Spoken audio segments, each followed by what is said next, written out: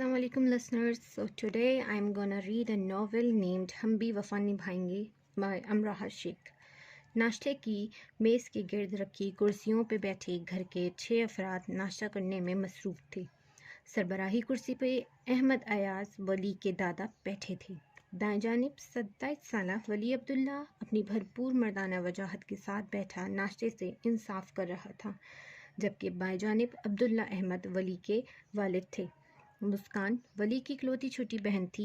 Juice देना फ़ायज़ा बेगम वली की वालदा धीमे मिजाज की औरत थी. अपनी बेटी से बोली, जो बार बार नाश्ते करने के साथ सीढ़ियों के साथ खुलने वाले बड़े से लकड़ी के दरवाजे को भी देखती जा रही थी.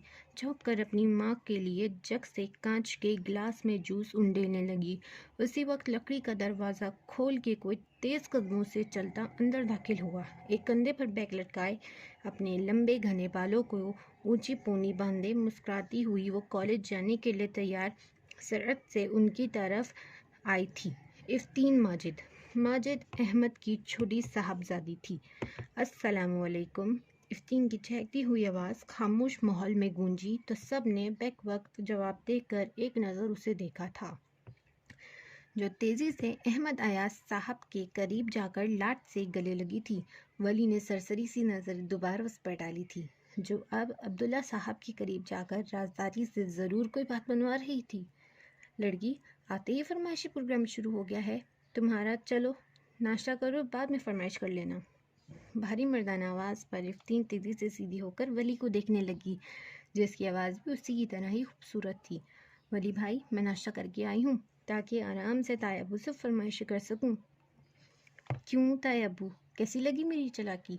इफ्तीन कमर पर हाथ टिका कर फखरी अंदाज में बोलती, आखिर में मुस्कुराहट दबाती आईब्रो उचकाकर पूछने लगी, सुधर जाओ लड़की, वरना किसी दिन मार खा लोगी मुझसे. पढ़ाई में दिल नहीं लगता मैडम का, बस उल्टी सीधी फरमाइशें शुरू हो जाती हैं. वली ने घूरते हुए उसे कहा, जो तेज़ी से सीधी होती घूम कर वली के साथ कुर्सी खींच कर बैठी पूरा उसकी जानिब घूमी थी. मुस्कान ने अपने दांत पीसे. वली भाई, किसने आपके कान भरे हैं? मैं रोज़ कान साफ करता हूँ इफ्तीन माजिद, इसलिए भरने का तो सवाल पैदा नहीं होता. मैंने कल खुद तुम्हारी किताबें देखी हैं. वली ने संजीदगी से दो बदो जवाब दिया था. इफ्तीन ने बैठे बैठे ही रुख मुस्कान की जानिब किया, जो तेज़ी से उठ खड़ी हुई. भाईजान, आप आज हमें कॉलेज छोड़ देंगे? मुस्कान के पूछने पर इफ्तीन उसे इशारे से मना करने लगी, लेकिन वो मुस्कान ही क्या जो इफ्तीन माजिद की बात मान जाए. वली, जिसे आज ऑफिस जाना था, मना करने ही वाला था जब इफ्तीन के इशारे देखकर मना करने का इरादा तर्क कर गया था. ठीक है, चलो तुम दोनों. अल्लाह हाफिज़ अम्मी, आप दोनों तो आज नहीं जा रहे ना? वली ने अपनी माँ से बोलता आखिर में अपने दादा और बाप से पूछने लगा, जिन्होंने नफ़ी में सर हिलाया. नहीं, आज तुम्हारे वाजिद चाचू अपनी फैमिली के साथ काफ़ी अरसे बाद इस्लामाबाद से कराची अपने बीवी बच्चों के साथ आ रहे हैं. हम में से कोई नहीं होगा. जानते हो साहबजादी की तौहीन हो जाएगी. अब्दुल्ला साहब ने एक नज़र अपने बाप को देखकर उन्हीं की कही बात अपने बेटे के सामने दोहराई. वली धीरे से मुस्कुराकर सिर हिलाता लाउंज अबूर कर गया था. पुर्ज में पहले ही दोनों खड़ी एक दूसरे को घूरने में लगी हुई थीं. वली मुस्कुरा कर सर झटक कर ड्राइविंग सीट का दरवाज़ा खोलकर बैठ गया. इफ्तीन और मुस्कान दोनों ही हम उम्र थीं और वली उनकी उम्र में 7 साल का फ़र्क था. वली के बैठते ही इफ्तीन ने मुस्कान को ज़ोर से पीछे धक्का देकर अगली सीट पर आकर वली के साथ बैठ गई. भाईजान, इससे कहीं पीछे बैठे. मुस्कान तनफन करती वली की तरफ आकर बोली. वली ने एक नज़र अपनी बहन के लाल पीले होते चेहरे को देखा, फिर उस मासूम चेहरे वाली शरारती छोटी सी कज़न को. इफ्तीन, वली भाई, मैं हमेशा आगे बैठती हूँ, आप जानते हैं. इफ्तीन ने मासूमियत से वली को देखते हुए मुँह बसुरते हुए कहा. हाँ, तो अपने भाई के साथ जाते वक्त बैठा करो ना. वो तो तुम्हें मुँह भी नहीं लगाता. मुस्कान, वली ने अचानक उसकी सख्ती से टोका. इफ्तीन खामोशी से दोबारा आराम से सीट से पुश टिका कर बैठ गई. जितना भी वो दिल दुखाने की कोशिश करे, फिर भी पीछे नहीं बैठने वाली थी. सोचती हुई वो लॉन में देखने लगी. ढीठ मुस्कान तब कर ज़मीन पर पैर पटक कर बड़बड़ाती हुई पिछली सीट पर जा बैठी, जबकि वली यह सांस लेता गाड़ी चला चुका था. अहमद अयाज, ایاز درانی کے کروڑوں جائیداد کے اکلوتے وارث تھے۔ کراچی شہر کے علاقے گلشن اقبال میں ان کا اپنا خوبصورت بنگلہ تھا۔ ایاز صاحب نے اپنی چچازاد کزن سے پسند کی شادی کی تھی، جن سے 3 بیٹے ہیں۔ عبداللہ احمد سب سے بڑے بیٹے تھے۔ نرم و دھیمے مزاج کے، تعلیم مکمل کرنے کے بعد اپنے والدین کی پسند سے شادی کی۔ ان کے 2 ہی بچے تھے، ایک بیٹا ولی اور بیٹی مسکان۔ دوسرے نمبر پر ماجد صاحب ہیں، اپنے کام سے کام رکھنے والے، خوش مزاج، جن کے 3 بچے ہیں، بڑا بیٹا مبشر، اس کے بعد افتین اور پھر اجالا۔ تیسرے پر واجد احمد ہیں، چھوٹے ہونے کے ساتھ اپنے دونوں بھائیوں سے الگ، اکھڑ اور تیز مزاج کے۔ ان کے 2 ہی بچے ہیں، بڑی بیٹی زرفشہ، بیٹا ارمان۔ دونوں ہی بچے اپنے باپ کی طرح کا مزاج رکھتے ہیں۔ شگفتہ بیگم اور احمد صاحب کی بیٹی کوئی نہ تھی، جبکہ دونوں کو ہی بیٹی کی بہت خواہش تھی، اور یہ خواہش شگفتہ بیگم کی اکلوتی بہن نے پوری کی۔ افراح بیگم، جنہوں نے اپنی کلاس فیلو سے پسند کی شادی کی تھی، 2 سال بعد ہی بیوگی کی چادر اوڑھے ایک بار پھر اپنے باپ کی دہلیز پر آ بیٹھی تھیں۔ سسرال والے، جو پہلے ہی اپنے بیٹے کی پسند سے خوش نہیں تھے، روڈ ایکسیڈنٹ میں دنیا سے چلے جانے کے بعد ان سے اور ان کی ہونے والی اولاد سے سارے تعلق ختم کر لیے تھے۔ ماں باپ ابھی اسی دکھ سے نکلے تھے کہ ایک دن خوبصورت بچی کو دنیا میں لانے کا سبب بنتی افراح بیگم خود اس جہاں فانی سے کوچ کر گئیں۔ افراح بیگم کے جانے کے بعد شگفتہ بیگم اور احمد صاحب نے نورہ کی اپنی تحویل میں لے لیا۔ نورہ کے آ جانے سے جہاں کچھ لوگ خوش تھے، وہیں اپنے والدین کو کسی دوسرے کی اولاد پر واری صدقے جاتے دیکھ کر واجد صاحب کو نورہ سے چڑ ہو گئی تھی۔ نورہ کے جوان اور تعلیم مکمل ہونے کے بعد احمد صاحب نے اپنے دوست کے بیٹے سے ان کا رشتہ کر دیا۔ سب بہت خوش تھے، اور سب سے زیادہ واجد صاحب، جو بچپن سے ہی اپنی بہن سے کھار کھاتے تھے۔ وقت گزرتا گیا، جب ایک دن احمد ہاؤس پر قیامت ٹوٹ گئی۔ ریحان اور نورہ مارکیٹ میں ہونے والے بم بلاسٹ میں جہاں بھاگ ہو گئے۔ 2 سالہ افتین، جو اپنے دادا کے ساتھ اس وقت اپنے ننیہال آئی تھی، اپنے نقصان سے انجان اجالا کے ساتھ کھیلنے میں مشغول تھی۔ شگفتہ بیگم جوان بیٹی کی جدائی برداشت نہ کر سکیں، دل کا دورہ پڑنے سے خود بھی اپنے حقیقی مالک سے جا ملی۔ ماضی کا کام تھا گزر جانا، اور وہ گزرتا گیا۔ افتین 10 سال کی تھی جب اپنے دادا کے ہارٹ اٹیک کے بعد ہمیشہ کے لیے ننیال آ گئی۔ اب آپ کیا چاہتے ہیں؟ ہمارا سارا خاندان کسی دوسرے کی بکھاری اولادوں کو پالتا پھرے؟ کبھی نہیں۔ میں یا میرا کوئی بھائی غیر کی اولاد کو نہیں پال سکتے۔ چھوڑیں اسے کسی یتیم خانے۔ واجد صاحب سے غصے سے کھولتے ہوئے بدتمیزی کی انتہا کر گئے تھے، جبکہ افتین کو جالا کے ساتھ کھڑی تھی، اپنے چاچو کی حقارت بھری نظروں سے ڈر کر قریب کھڑے ولی کے پیچھے چھپ گئی۔ 17 سالہ ولی، جو 14 سال کی زرفشہ کو بھی بار بار دیکھ رہا تھا۔ افتین اس کے پاس آنے پر پھیلتی ناگواری اس کی نظروں سے چھپ نہیں سکی تھی۔ وہ اس کی بہت اچھی دوست تھی، اور یہی دوستی اب پسندیدگی میں تبدیل ہو رہی تھی۔ لیکن زرفشہ کی ناگواری اسے پسند نہیں آئی تھی۔ تھپڑ کی گونج نے جہاں سب کے چہروں پر بے یقینی پھیلائی تھی، وہیں ولی بھی چونک کر اپنے دادا اور چاچو کو دیکھنے لگا، جو گال پر ہاتھ رکھے اپنے باپ کو بے یقینی سے دیکھ رہے تھے۔ یہ میری نواسی ہے، احمد ایاز کی۔ خبردار، جو میری بچی کے لیے اب کوئی گھٹیا بات نکالی یا سوچی بھی تو یاد رکھنا، جائیداد سے آگ کرنے پر مجھے ذرا افسوس نہیں ہوگا۔ دفع ہو جاؤ یہاں سے۔ ابھی ان بوڑھی ہڈیوں میں اتنی سکت باقی ہے کہ اپنی نواسی کی پرورش کر سکوں۔ مجھے تم لوگوں کی ضرورت نہیں ہے۔ سن لیں سب کان کھول کر۔ احمد صاحب جلال میں آ چکے تھے، لیکن شاید کسی کو علم نہیں تھا، مگر جو ہو جاتا تو شاید احمد صاحب ایسا کچھ نہ کرتے۔ اسے افتین سے نفرت کا گراف واجد صاحب کے ساتھ ان کی فیملی میں بھی بڑی شدت سے بڑھا تھا۔ کتنی ہی نظروں میں اس کے لیے حقارت و نفرت درائی تھی، وہ خود بھی انجان تھی۔ ان کے مقابلے ریحان صاحب اتنے امیر نہیں تھے، یہی وجہ تھی افتین ان کی نظر میں کمتر تھی، جبکہ اپنے باپ اور چاچو کو پڑھنے والے تھپڑ نے جو اس کے ساتھ تھوڑی بہت ہمدردی تھی، وہ بھی ختم کر دی، سوائے ولی اجالا اور ان کے والدین کے۔ سب افتین سے بلا وجہ کا بیڑ لے چکے تھے۔ واجد صاحب نے قہر بھری نظروں سے ولی کے پیچھے سے جھانکتی اس لڑکی کو دیکھا، اور سرت سے وہاں سے نکلتے چلے گئے۔ ان کے پیچھے ہی سب آہستہ آہستہ ہٹ گئے۔ احمد صاحب بوجھل دل کے ساتھ صوفے پر گرنے کے انداز میں بیٹھے۔ ولی نے اپنے باپ اور دوسرے چاچو کو دیکھا، جو ابھی بھی وہیں تھے۔ نانا ابو، آپ ٹھیک ہیں؟ افتین نے ولی کی پشت سے سر نکال کر ڈرتے ڈرتے پوچھا۔ افتین کی آواز پر سب چونک کر اسے دیکھنے لگے، جو دوبارہ گھبرا کر پیچھے چھپ گئی تھی۔ ماجد صاحب نے ایک نظر اپنی بیوی کو دیکھا جو انہی کو دیکھ رہی تھی۔ ان کے دیکھنے پر سر کو آہستہ سے جنبش دی اور اسی اشارے کے انتظار میں تھے جو انہیں مل چکا تھا۔ ابو، میں آپ سے کچھ مانگوں؟ ماجد صاحب چلتے ان کے سامنے دوازنوں بیٹھتے دھیرے سے پوچھتے، ہاتھ پر ان کا ہاتھ رکھ چکے تھے۔ احمد صاحب نے آنکھوں کو سختی سے میچ کر کھولتے گلا کھنکھارا، میرے پاس تم لوگوں کے لیے صرف دولت ہے، مجھ سے اور کیا چاہیے تمہیں؟ احمد صاحب کی بات سنتے ہی ماجد صاحب نے تڑپ کر ان کی طرف دیکھا۔ ابو، ضروری ہے ساری اولاد کو ایک ہی ترازو میں تولا جائے؟ تو بچے، ماں باپ کی محبت تو اپنی سبھی اولادوں کے لیے برابر ہوتی ہے، وہاں تو کوئی ترازو نہیں ہوتا۔ احمد صاحب کے جواب پر ماجد صاحب نے ان کے ہاتھوں پر گرفت مضبوط کی۔ میں مانتا ہوں ابو، اس لیے میں آپ سے افتین مانگ رہا ہوں۔ جیسے میں ہماری اجالا ویسے ہی ہماری افتین۔ نورا اس گھر کی بیٹی بہن تھی اور میں اپنی بہن کی اولاد کو ایسے نہیں چھوڑ سکتا۔ ماجد صاحب کے خاموش ہوتے ہی احمد صاحب اپنے بیٹے کو غور سے دیکھنے لگے، جو امید لیے ان کے جواب کے منتظر تھے، جبکہ ولی نے ہونٹ بھینچ کر اپنے باپ کو دیکھا۔ وہ چاہتا تھا اس کا باپ یہ قدم اٹھائے، جبکہ عبداللہ صاحب یہ چاہ کر بھی نہ کر سکے۔ ٹھیک ہے، لیکن خیال رہے ماجد، میں اپنی نورا تمہارے حوالے کر رہا ہوں، اسے کوئی تکلیف مت پہنچنے دینا۔ ہاں، اس کی تعلیم کا خرچ میں خود اٹھاؤں گا۔ لیکن ابو، اس سے قبل ماجد صاحب اعتراض کرتے، احمد صاحب نے ہاتھ اٹھا کر انہیں کچھ بھی کہنے سے روک دیا۔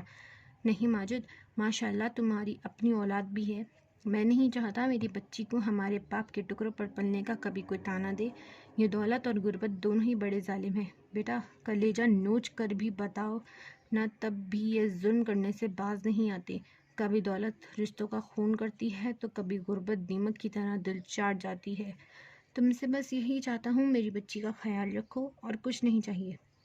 احمد صاحب بات مکمل کرتے اٹھ کر قدم قدم چلتے ولی کے قریب گئے، جو دکھ سب نے دادا ابو کو دیکھ رہا تھا۔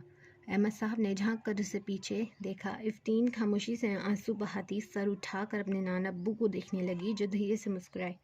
نانا ابو، میں آپ کے پاس رہوں گی۔ افتین تیزی سے ان کے گلے لگ کر بھرائی ہوئی آواز میں بولنے لگی۔ انیسہ بیگم آنکھیں پوچھتی آگے بڑھ کر افتین کے پاس جا کر پیار سے سر پر ہاتھ پھیرنے لگی۔ افتین، نانا ابو یہی ہیں بیٹا، بس اب سے تم میری بیٹی ہو، اجالا کی طرح۔ انیسہ بیگم نے کہتے ہوئے اسے کندھوں سے تھام کر اپنی طرف رخ کرتے اپنے گلے لگایا۔ احمد صاحب گہری سانس خارج کرتے افتین کا سر تھپ تھپاتے اپنے کمرے کی طرف بڑھ گئے، جبکہ ولی اپنے باپ سے ناراض ہوتا گھر سے ہی نکل گیا۔ ماجد صاحب کے فیصلے کا سنتے ہی واجد صاحب اپنی فیملی سمیت اسلام آباد شفٹ ہو گئے، یہ کہہ کر کہ افتین کا وجود جب تک اس گھر میں ہے یہاں نہیں آئیں گے۔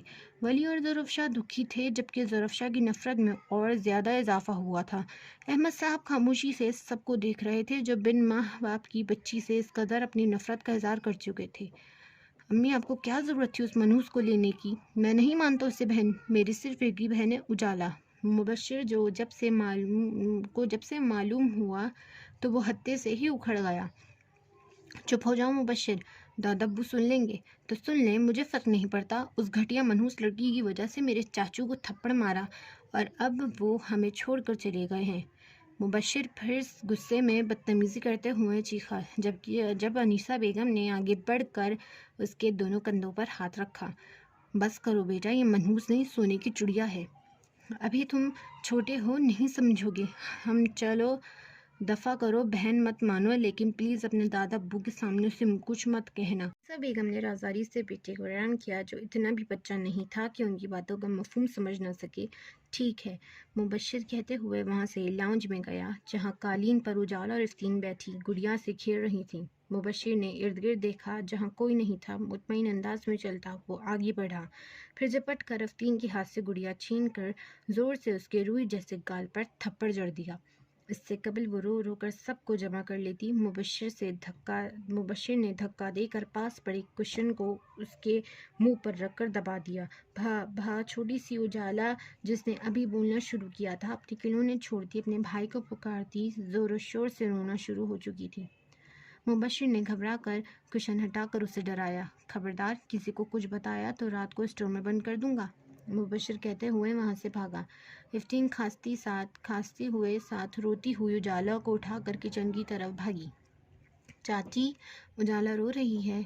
इफ्तीन उजाला को वहीं छोड़ती भागती हुई अपने कमरे में जाकर बंद हो गई। और फिर ये अक्सर होने लगा। मुबश्शिर अपना गुस्सा उस पर उतारता रहता।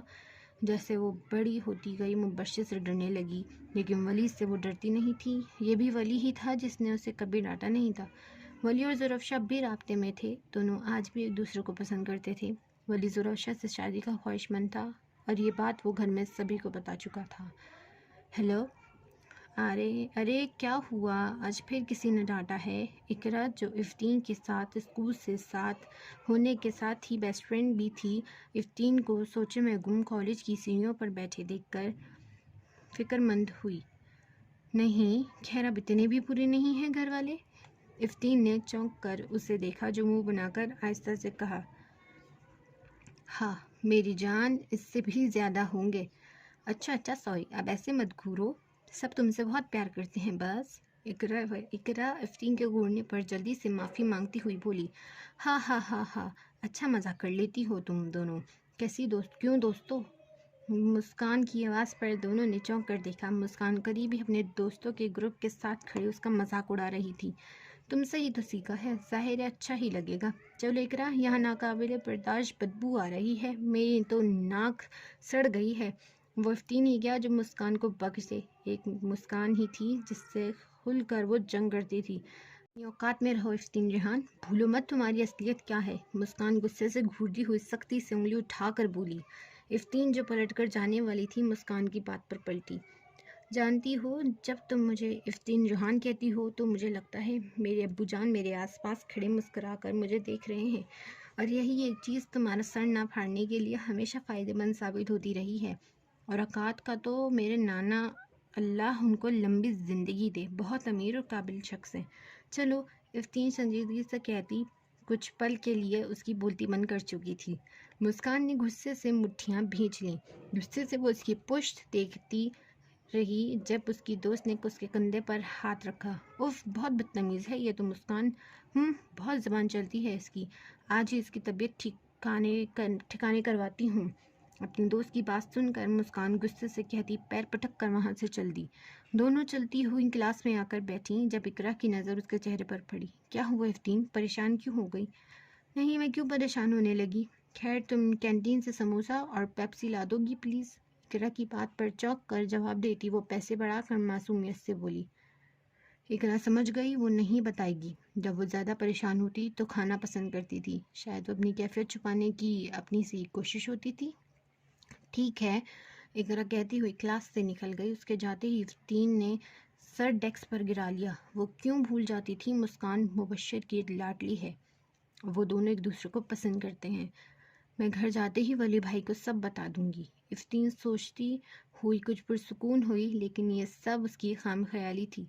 कॉलेज की छुट्टी होते ही दोनों बैरून गेट की तरफ बढ़ी, लेकिन गाड़ी के पास मुबश्शिर के साथ उससे 2 साल बड़े लड़की को देखकर इफ्तीन ने कदम वहीं जम गए। शायद नहीं, यकीनन वो अरमान था।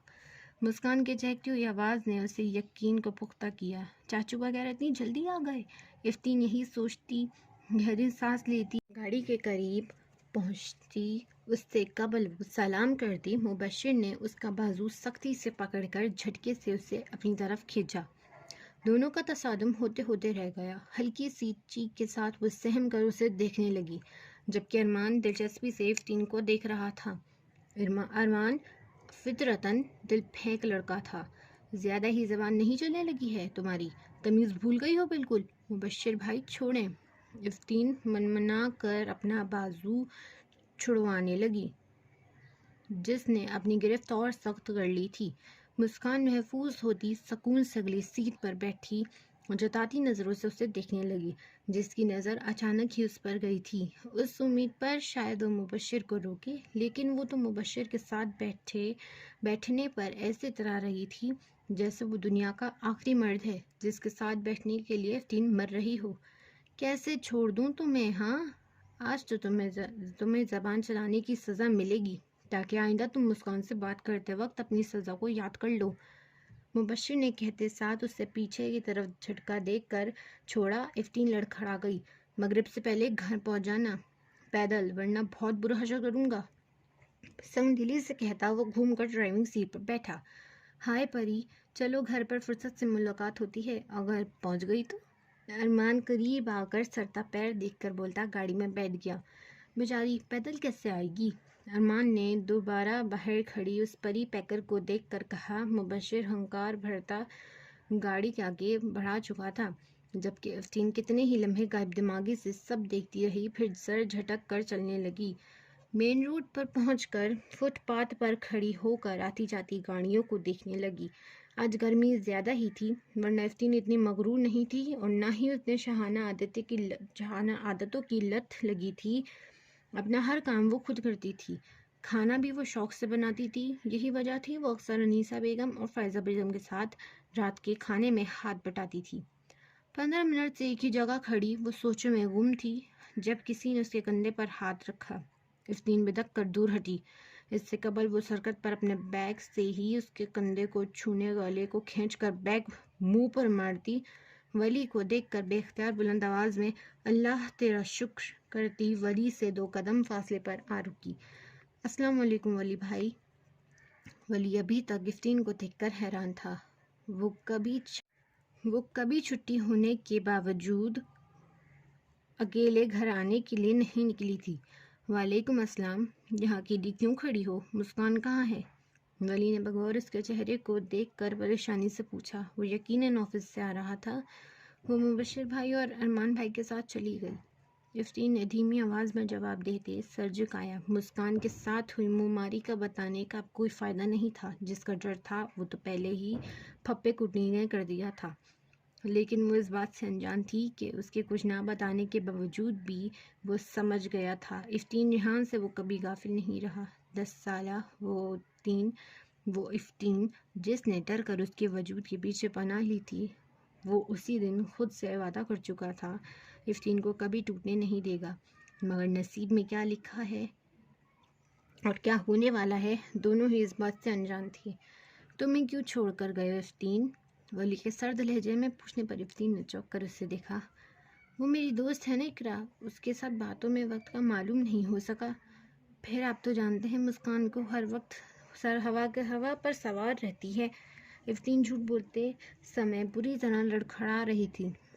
वली खामोशी से उसे देख रहा था। हो गया तुम्हारा? चलो अब। अगर मैं नहीं आता तो मोहतरमा पैदल ही चल पड़ती। वली उसके चुप होते ही इफ्तीन का हाथ थामकर गाड़ी की तरफ बढ़ा। इफ्तीन दांतों तले जबान दबाती शर्मिंदगी से सर झुकाकर उसके साथ चलने लगी। जो दिल में मुबश्शिर को गालियों से नवाज रहा था, वली ने 3-4 दफ़ा इफ्तीन के साथ गुस्सा करते देखा था, लेकिन इस बात से अनजान था कि मुबश्शिर कहीं बार उसे मार भी चुका है। ना ही इफ्तीन ने अपने नाना की वजह से मुबश्शिर की शिकायत लगाई कि अहमद साहब अपनी नवासी के लिए बहुत हसास थे। वो उन्हें कोई तकलीफ़ नहीं पहुंचाना चाहती थी। गाड़ी घर के जानिब रवां दवां थी। इफ्ती ने कनखियों से वली को देखा, जो संजीदगी से गाड़ी चला रहा था। घनी मूंछों तले अनाबी लब भींचे वो किसी गहरी सोच में था। इससे कबल इफ्तीन उससे कुछ कहती, फ़ोन की बजती बेल ने वली को अपनी तरफ मुतवज्जा किया। अस्सलाम वालेकुम। जी अब्बू, मैं आधे घंटे तक घर आऊँगा। ठीक है, अल्लाह हाफिज़। चौंक कर मोबाइल पर आती कॉल उठाकर मोबाइल कान से लगा कर बात मुकम्मल करते वली ने इफ्तीन को देखा, जो उलझन का शिकार नज़र आ रही थी। वली धीरे से मुस्कुराया। मुझे बहुत भूख लग रही है, और तुम जानती हो घर में चाचू की फैमिली आ चुकी है। ऐसे में खाना बना नहीं होगा, और मैं चाय के 2 कप ऑफिस में पहले ही पी कर आ रहा हूँ, इसलिए रिफ्रेशमेंट का कतई दिल नहीं। वली लापरवाही से तफसील से जवाब देता गाड़ी को रेस्टोरेंट की पार्किंग लॉट में रुक चुका था।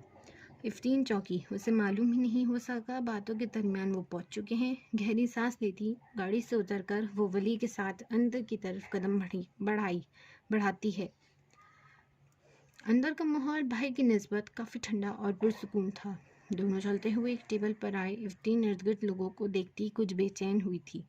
हर कोई उन्हें अजीब नज़रों से देख रहा था, जबकि वली मुतमईन सा टाई की नोट ढीली करता वेटर को इशारा करता टेबल पर हाथ की 2 उंगलियां टेबल पर आहिस्ता बजाने लगा।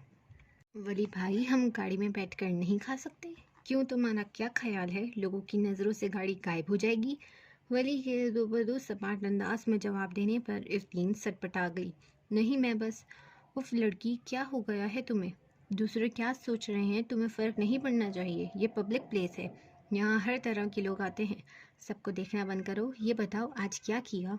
वली सुकून से बोलता मौजू तब्दील कर गया, जबकि इफ्तीन को एक बार फिर शर्मिंदगी ने अपनी लपेट में ले लिया था। वली ने एक बार किन अखियों से उसे देखा। इफ्तीन के देखते ही तेज़ी से नज़रों का जाविया बदल लिया। दोनों खाना खाने के बाद घर की तरफ चल दिए। हल्की फुल्की बातों के दरमियान घर आ चुका था। गाड़ी को पोर्च में रोकते ही इफ्तीन की नज़र लॉन की तरफ उठी, जहाँ सब कज़न्स हंसी मजाक कर रहे थे। गाड़ी के रोकते ही सबकी गर्दनें उनकी तरफ मुड़ी थीं। मुबश्शिर और मुस्कान ने हैरत और नागवारी से इफ्तीन को देखा था, जो इतरा कर वहीं खड़ी थी, जबकि दोनों के अलावा भी वहाँ बैठी ज़ुरफ़शा का खून खौल उठा था। सरहद से उठती वो वली की तरफ बढ़ी थी, जो मुबहम सा मुस्कुराते उनकी तरफ ही बढ़ रहा था, लेकिन एकदम इफ्तीन के पास आकर रुक गया। अस्सलाम वालेकुम, कैसे हैं वली? आधा से सलाम करती वो मुकम्मल इफ्तीन को नज़रअंदाज कर गई थी। वालेकुम अस्सलाम, बहुत अच्छा, और तुम्हें देखकर काफ़ी खुशी महसूस कर रहा हूँ। वली हरी नज़रों से उसे देखकर बोला, जो शर्मा गई थी। अस्सलाम वालेकुम ज़ुरफ़शा आपी। इफ्तीन ने आहिस्ता से सलाम किया। वो जल्द से जल्द यहाँ से गायब होना चाहती थी। तुम्हें तमीज़ नहीं है? जब दो लोग आपस में बात कर रहे हों तो बीच में नहीं बोलते। ज़ुरफ़शा, जो पहले ही उसके वली के साथ आना और अब खड़ा होना बर्दाश्त नहीं कर पा रही थी, फाड़ खाने वाले अंदाज में बोली। इफ्तीन ने सख्ती से होंठ भींच लिए, जबकि वली की पेशानी पर पल पड़ गए। ज़ुरफ़शा, वो सलाम कर रही थी। मुझे इसके सलाम की ज़रूरत नहीं है। ज़ुरफ़शा मुँह बनाकर जवाब देती नाराज़गी से वली को देखती वहाँ से अंदर बढ़ गई, जबकि मुस्कान, जो इफ्तीन की बेइज्जती से महफूज हो रही थी, तेज़ी से ज़ुरफ़शा के पीछे गई। वली ने और अरमान और मुबश्शिर को देखा, जो उसे गुस्से में देखकर वहाँ से अंदर बढ़ गए थे। इफ्तीन सर झुकाकर गुस्से और आंसू को ज़ब्त करने की कोशिश कर रही थी। तेज़ी से अंदर भागी। हाँ, जाने क्या बनेगा इस घर का। वली गहरी सांस खारिज करता बड़बड़ा कर सर झटकता खुद भी अंदर बढ़ गया, जहाँ लॉन्ज में घर के सभी अफराद खुशगपियों में मसरूफ़ थे। वली की नज़र ज़ुरफ़शा पर पड़ी, जिसने नाराज़गी से मुंह फेर लिया। अस्सलाम वालेकुम चाचू, कैसा रहा सफ़र? वली बावाज़ बुलंद सलाम करता आगे बढ़कर वाजिद साहब से मिला, जो उठकर पुरजोश अंदाज में उससे मिले। वालेकुम अस्सलाम, बहुत अच्छा माशाअल्लाह अब्दुल्ला भाई, हमारा भतीजा तो शहज़ादा हो गया है। वाजिद साहब बैक वक्त वली और अपने भाई से बोले। अब्दुल्ला साहब मुस्कुरा दिए, जबकि ज़ुरफ़शा की तनी गर्दन और तन गई। अनीसा बेटी, इफ्तीन को बुलाओ, वो तो सलाम करते ही चली गई। इफ्तीन अहमद साहब, जो खामोशी से बैठे मोहब्बत के मुजाहिरे देख रहे थे, अपनी जगह से उठते हुए बोले। अहमद साहब की आवाज़ पर वाजिद साहब के चेहरे से मुस्कुराहट गायब हो गई। मेरे ख्याल से तुम लोग थोड़ा आराम कर लो, अब्दुल्ला साहब जल्दी से बोले। वाजिद साहब हनूज अपने बाप को देख रहे थे, जो गर्दन मोड़ कर उन्हें देख रहे थे। अनीसा बेटी, इफ्तीन को मेरे कमरे में भेजें, अहमद साहब ने इस बार बावाज़ बुलंद रोब से हुक्म दिया। नज़रें हुनूर वाजिद साहब पर टिकी थी। नाना अब्बू, मैं आ गई, चलें। इससे कबल अनीसा बेगम जवाब देती। इफ्तीन, जो कपड़े बदल कर किचन की तरफ जा रही थी, अपने नाना की आवाज़ पर वहीं आ गई थी। सबने बैक वक्त उसे देखा था। आ जाओ मेरी जान, अहमद साहब ने शफकत से भरी मुस्कुराहट से इफ्तीन को देखकर कहते अपने कमरे की तरफ कदम बढ़ा दिए। इफ्तीन भी जल्दी से उनके साथ ही वहाँ से गायब हो गई। यहाँ एपिसोड होता है ख़त्म, और stay tuned for next episode.